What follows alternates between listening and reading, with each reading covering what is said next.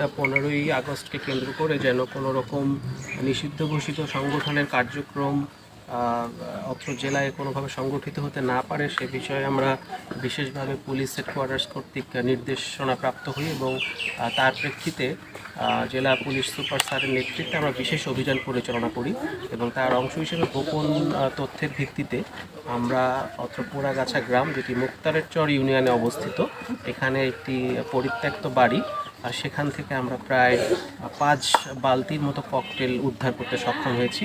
এই উদ্ধার অভিযানে আমাদের সাথে ওসি ডিবি, আমাদের শরীয়তপুর জেলার, এবং ওসি নড়িয়া এবং আমি সার্কেল এসপি, আমরা সকলে অংশগ্রহণ করেছি। সাথে আমাদের পুলিশ বাহিনীর অফিসাররা আছেন।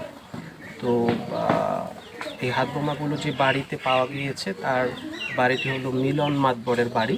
তো উনি ওমান প্রবাসী, তবে প্রায় 7-8 মাস ধরে এখানে কেউ থাকছেন না এবং ওনার স্ত্রী এখানে থাকতেন, কিন্তু এই মুহূর্তে কেউ বসবাস করছে না।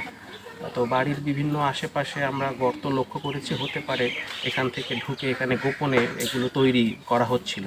আমরা সামনে আমাদের তদন্ত কার্যক্রম অব্যাহত রেখেছি।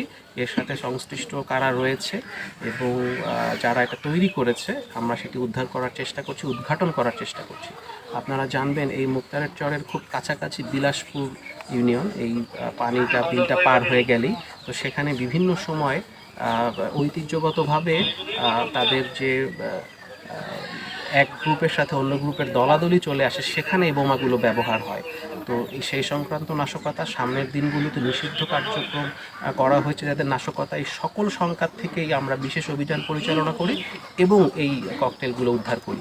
আমরা আমাদের এক্সপার্ট টিম ঢাকাকে আমাদের সিনিয়র অফিসারদের মাধ্যমে জানিয়েছি, ওনারা এসে এগুলো নিষ্ক্রিয় করবে যেন সাধারণ গ্রামবাসী এখান থেকে কোনো ক্ষতির কারণ না হয়। আমাদের ধারণা, আমরা যেহেতু এক্সপার্ট নই এবং আমাদের হাতে বা আমাদের সেরকম প্রোটেকশন নেই, আমরা স্বাভাবিকভাবে এক জায়গা থেকে আরেক জায়গা শান্তভাবে সরিয়েছি। আমরা ভেতরে গুণে দেখতে পারিনি, তবে সাইজ বা আকার ইঙ্গিতে প্রতি বালতিতে 5 থেকে 6টারও অধিক থাকতে পারে। তো সেই হিসাবে 40-এর কাছাকাছি অথবা 35 থেকে 40টার মতো হতে পারে।